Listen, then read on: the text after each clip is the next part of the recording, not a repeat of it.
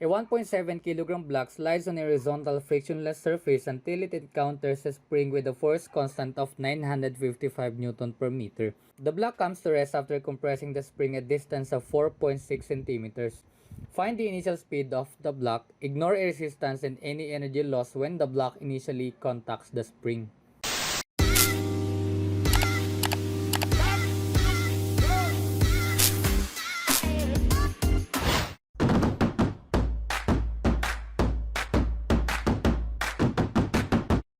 The principles of conservation play a very important role in physics. When a physical quantity is conserved, the numerical value of the quantity remains the same throughout the physical process. Although the form of the quantity may change in some way, the final value is the same as its initial value. For example, we consider an object falling. Yung kinetic energy ng object na yun na nahuhulog only under the influence of gravity is constantly changing, as is the gravitational potential energy. If only conservative forces do work, the total mechanical energy of a system neither increases nor decreases in any process. It stays constant, it is conserved. In this lecture video and in this topic, sa mga problems na ma-encounter natin, hindi natin i-consider yung presence ng non-conservative forces. Either i-assume natin yung value ng non-conservative forces are zero or simply wala siya talaga. The significance of mechanical energy is that it is conserved in systems that involve only conservative forces, as I have said. In situations where non-conservative forces are involved na mapag-aaralan natin sa next lecture video, the mechanical energy can change as when friction converts mechanical energy into thermal energy, and when all possible forms of energy are considered like mechanical and thermal energy, energy is always found to be conserved. So para may pakita natin that yung mechanical energy is conserved for conservative forces, gagamitin natin yung work energy theorem. We have here the total work, and this is equal to change in kinetic energy. Suppose for a moment that yung system has only a single force and that the force is conservative. If this is the case, then yung total work natin is the work done by the conservative force. Work total is equal to work done by the conservative force. And from the definition ng potential energy natin, we know that yung work done by conservative forces is equal sa negative change in potential energy. And combining these results, we have yung work total natin na equal sa change in kinetic energy and yung work done by conservative forces natin na equal sa negative change in potential energy. Change in kinetic energy is equal to kinetic energy final minus kinetic energy initial. And yung negative change in potential energy natin is equal to potential energy initial minus potential energy final. And by slight arrangement, we find that ito yung main equation natin na gagamitin sa conservation of mechanical energy. And if lahat ng energies na yun ay nag-occur dun sa object or the scenario na pinag-aaralan natin, we have the velocity, the mass, the positions, and at some point, kung meron tayong spring, pwede natin siyang i-derive as this equation. The initial and final points can be chosen arbitrarily and hence it follows that E is conserved or E is constant. If the system has more than one conservative force, the only change to these results is to replace the potential energy with the sum of the potential energies of all the forces. The total mechanical energy E is the sum of the kinetic energy and potential energies at any moment. So this is the total mechanical energy natin. That's why ito, ibig sabihin yan is yung energy at final is equal sa energy initial. Walang pinagbago, constant yung energy natin na conserve yung energy. To use the principle of mechanical conservation of energy, we have 6 steps in applying the conservation of mechanical energy.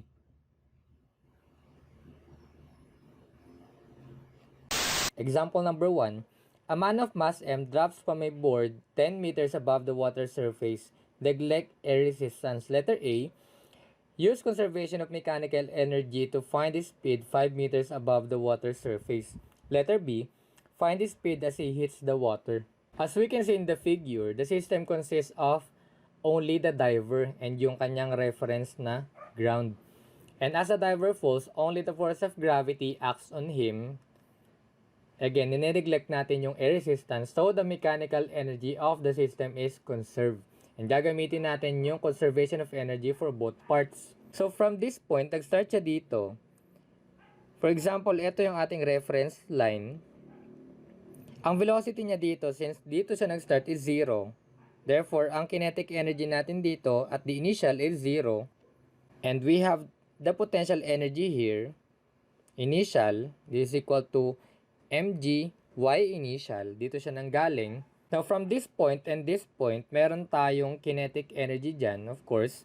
So, let's start with letter A. Solve muna natin yung speed 5 meters above the water surface. At this point, since hinahanap nga sa atin yung velocity, ibig sabihin meron tayong kinetic energy dito which is unknown. So, this is the final. And meron din tayong potential energy dito dahil meron tayong position na 5 meters above the ground, above the reference line. We have potential energy is final lang yung ilagay natin na hindi rin natin alam. And by conservation of mechanical energy, letter A, energy initial is equal sa energy final. Kinetic energy initial plus potential energy initial equals kinetic energy final plus the potential energy final.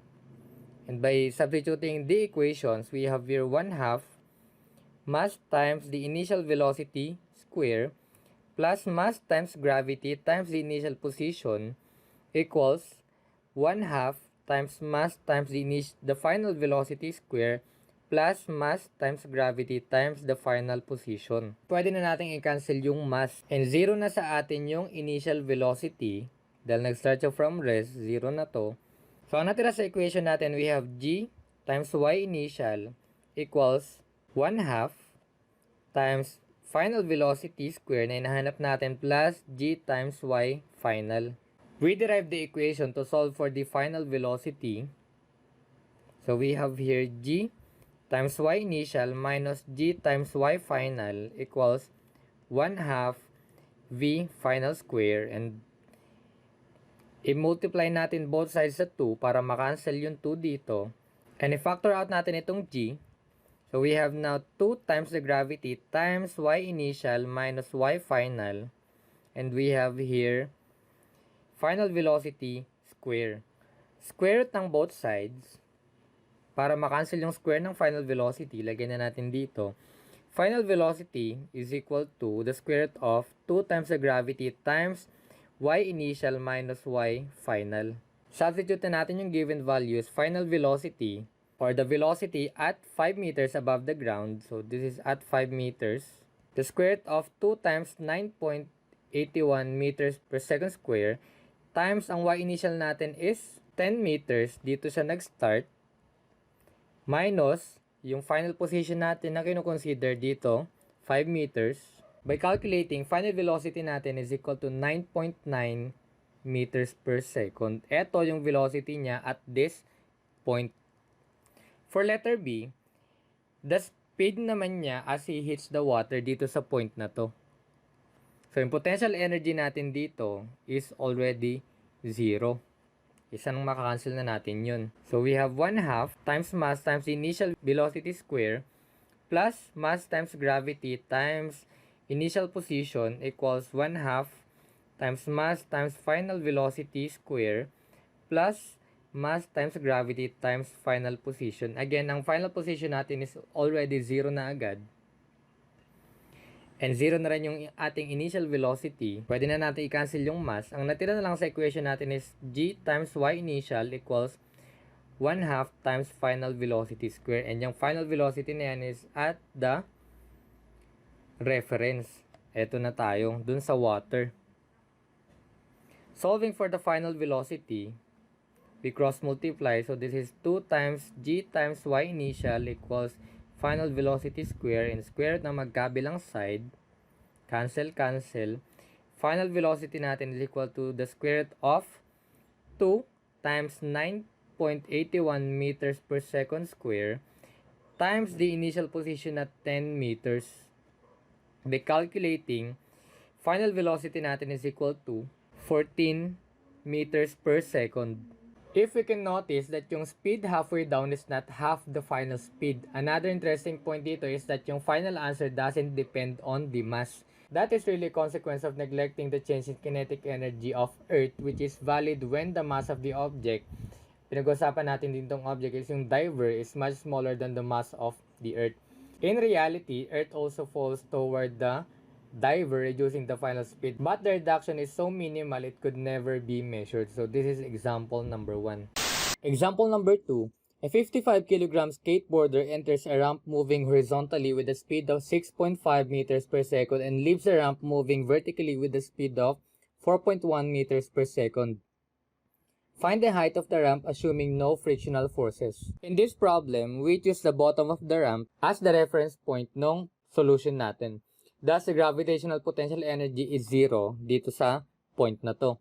At this point, say this is the initial point. Yung point na yun indicates that yung skateboarder entering the ramp with a speed of 6.5 meters per second. At this point, meron na agad siyang speed na 6.5 meters per second. So meaning, merong kinetic energy at the initial point. Yung final point naman natin, i-assume natin here, this is a final point, sa top of the ramp where yung speed niya is 4.1 meters per second. Nagkaroon na ng deceleration dun sa kanyang motion. From 6.5 meters per second, bumagal siya dun sa top ng ramp na 4.1 meters per second na. We are asked to find the height of the ramp assuming no frictional forces. And to find the height, we simply set the initial kinetic energy equal to the final energy. Yung energy natin at this point ay equal sa energy at this point para masolve natin yung height. So at initial point, we have a kinetic energy here. Hindi natin alam. And we have no potential energy since yung initial point ay nasa level ng reference line natin. And sa final position naman, meron tayong kinetic energy din. Meron din tayong potential energy. And dito sa potential energy na to natin masolve yung value ng height. Dahil equal siya dun sa position ng potential energy. Energy initial is equal to energy final. We have here kinetic energy initial plus potential energy initial equals kinetic energy final plus potential energy final. Again, ang potential energy natin at the initial is 0 kasi nasa level siya ng reference line. So, 0 na to. We have, ang value ng kinetic energy natin is 1/2 mass times velocity initial square equals 1/2 times mass times the final velocity square plus mass times gravity times y final. And again, yung y final natin, ang height natin, ito. Pwede na natin i-cancel yung mass. And solving for y final as the height, by rearranging the equation, gravity times y sub final is equal to 1/2 times mass times initial velocity square minus 1/2 times mass times final velocity square. We divide both sides by the gravity para makancel itong gravity. Y final, yung y final natin again is the height na yan required sa problem. This is equal to 1/2. Pwede na natin i-factor out yung 1/2. Matitira dito is V initial square minus V final square and divided by the gravity. Height or the y sub final is equal to V initial square minus V final square divided by 2g. We can now substitute the values. Height is equal to, ang initial velocity natin is 6.5 meters per second quantity square minus 4.1 meters per second quantity square divided by 2 times 9.81 meters per second square. By calculating, yung height natin or yung y sub final is equal to 1.3 meters. Take note that the answer na nakuha natin for the height does not depend on the person's mass. This is example number 2. A baseball player hits a 0.15 kg baseball over the outfield fence. The ball leaves the bat with a speed of 36 meters per second and a person in the bleachers catches it 7.2 meters above the point where it was hit. Assuming no frictional force, find its speed just before it's caught. In the figure, makikita natin yung motion ng baseball. So, nakabuo siya ng projectile motion from this point hanggang masalo siya at this point. Yung initial point, ito yung point na hinit siya ng baseball player. At dito naman sa final point, yung F na yan, dyan siya nasalo. Ang pagitan nila is 7.2 meters. This is 7.2 meters. And in addition, we are given that yung initial velocity is 36 meters per second sa initial.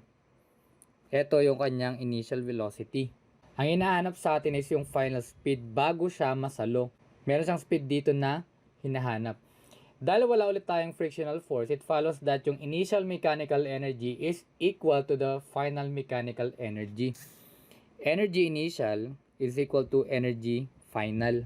Again, ang gagawin nating reference line is yung initial point. Ito, this is our y and this is equal to 0. Meaning, wala ulit tayong potential energy dito. 0. So, sa energy initial natin, we have kinetic energy initial plus potential energy initial equals kinetic energy final plus potential energy final. Again, 0 na ito.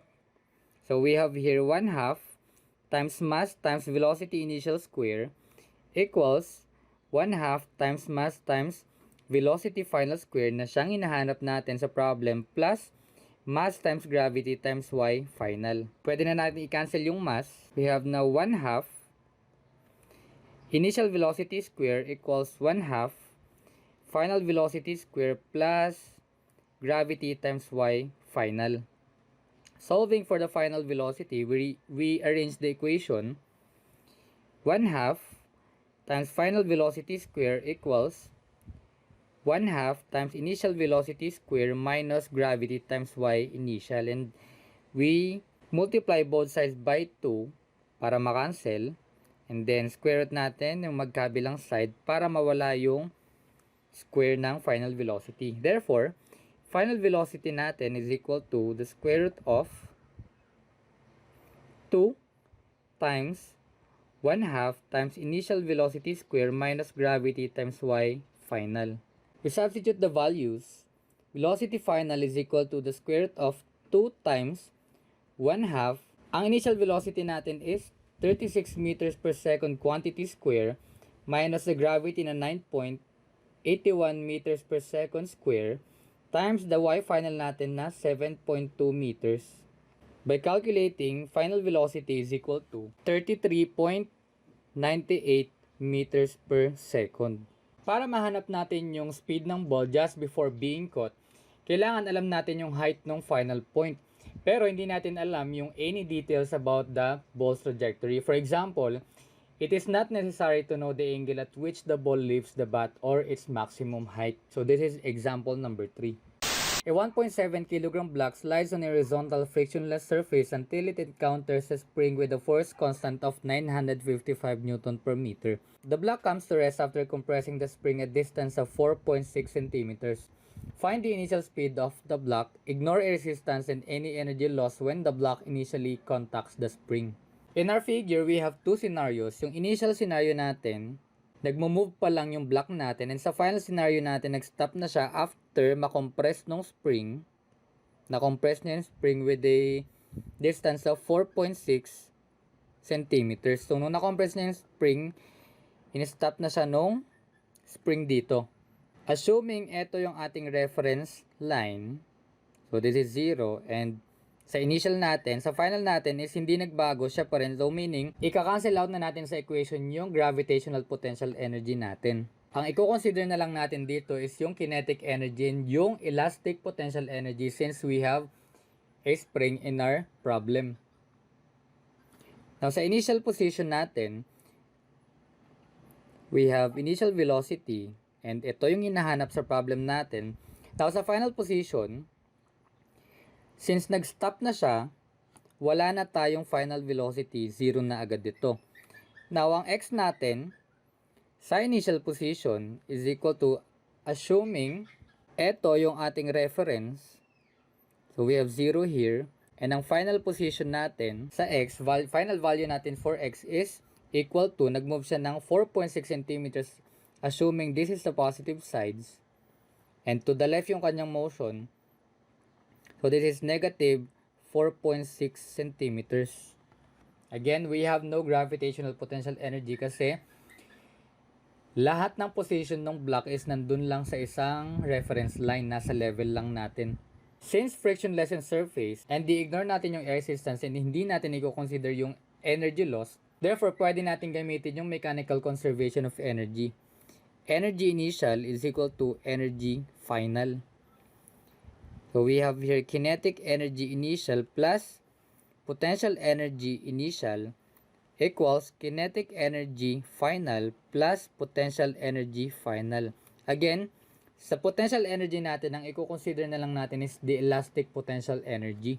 1/2 times mass times initial velocity square plus 1/2 times k times x initial square equals 1/2 times mass times velocity final square plus 1/2 kx final square. Again, we have no final velocity, zero na agad ito. We have no kinetic energy at the final position.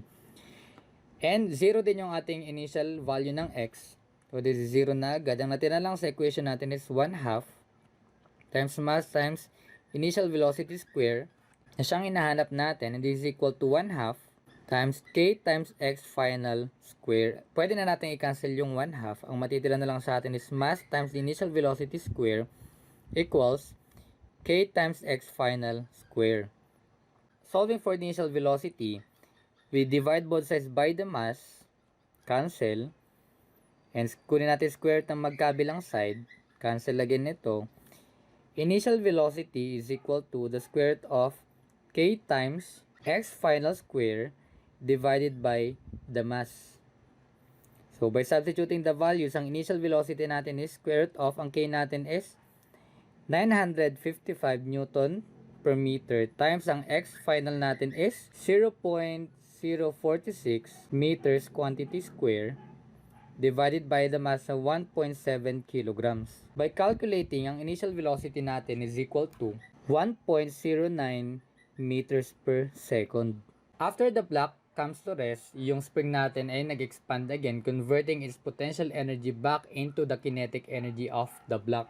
And when the block leaves the spring, moving to the right, yung motion niya, its speed is once again 1.09 meters per second. So this is example number 4. A man with a mass of 65 kilograms jumps upward on a trampoline from a roof with a vertical speed of 5.1 meters per second. Letter A, how fast is he going as he lands on the trampoline 2.2 meters below? Letter B, if he lands on the trampoline and compress it 575 centimeters, how high from the compressed position will he fly? Use spring constant 20,000 Newton per meter. For example, this is the roof and this is the trampoline. Ang height nung pinagtalunan niya is 2.2 meters. Say, letter A muna ang i-analyze natin. This is the man. Nanggaling siya dito and hanggang dito, we have an initial speed here, 5.1 meters per second. And ang y initial natin, considering ito ang ating reference. So we have 2.2 meters. The question at letter A is, gaano daw siya kabilis or ano yung kanyang speed or velocity at this point bago siya lumubog dito sa ating trampoline as he touches the trampoline. So we have here the final velocity at this point. Ito yung ating initial point and ito yung ating final point, final position. Ito ang tinatanong sa atin. And ang y natin dito is 0 since nasa reference line. Now to solve for the final velocity, mechanical conservation of energy pa rin ang gagamitin natin dahil walang ibang binanggit na non-conservative forces. Initial energy is equal to final energy. KE initial plus potential energy initial is equal to kinetic energy final plus potential energy final. We have 1/2 times mass times initial velocity square plus mass times gravity times y initial equals 1/2 times mass times initial velocity square, final velocity square, plus mass times gravity times y final. Again, 0 na sa atin yung y final and pwede na rin natin i-cancel yung mga mass. Ang matitira sa equation natin is 1/2 initial velocity square plus gravity times y initial equals 1/2 times final velocity square. Solving for the final velocity, multiply natin magkabilang equation by 2 para makancel to. This is now final velocity square equals, cancel na rin to, initial velocity square plus 2 times gravity times y initial. Now, kung mapapansin natin, itong equation na to is one of the equations of kinematics. Square root ng magkabilang side, final velocity is equal to the square root of initial velocity square plus 2 times gravity times y initial. We substitute the values. Square root of ang initial velocity natin is 5.1 meters per second quantity square plus 2 times 9.81 meters per second square times the initial position na 2.2 meters. And by calculating, ang final velocity natin is equal to 8.32 meters per second. For letter B naman, the question is, kung naglanda daw siya doon sa trampoline and bumaba yung trampoline with the distance of 575 centimeters na compressed, how high from the compressed position will he fly? So in letter B, magkakaroon na tayo ng elastic potential energy. For example, this is the trampoline and umabot dito yung kanyang pagland. This is 575 centimeters or 0.575 meters. Ang tinatanong sa atin dito is gaano kataas yung maabot niya after siyang ibalik nung trampoline papunta dito. So this is the final position. This is the initial position. Tinatong sa atin dito yung y final from here. Sa initial position natin, considering this is the reference, ang y natin dito is 0. Ito yung y initial natin. Pero meron tayong value ng x. Ang x initial natin is equal to ito, 0.575 meters. Since ito ang reference line natin, and this is negative kasi, for example, we are considering only the trampoline, bumaba siya, nag-compress siya, and that is negative 0.575 meters. Pero, hindi na rin siya magmamatter kasi mamaya sa equation i-square na rin naman natin siya. Now, ang velocity natin dito, sa initial point is 0. Why? Kasi, nag-stop siya dito, wala siyang velocity until binato siya pataas. So, 0 dito sa initial velocity natin.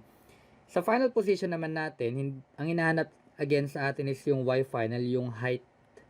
And yung height na yan is equal dito. Ang value ng x natin, dito sa final is 0 na din kasi wala naman na tayong spring potential energy dito or elastic potential energy at this point kasi wala nang spring dyan. So 0 na to, cancel na siya. And then, ang final velocity naman natin is also 0. Kasi tinatanong sa atin yung pinakamataas na height na maabot niya after siyang ibalik nung trampoline. So this is 0 na din. Now, by mechanical conservation of energy, energy initial is equal to energy final.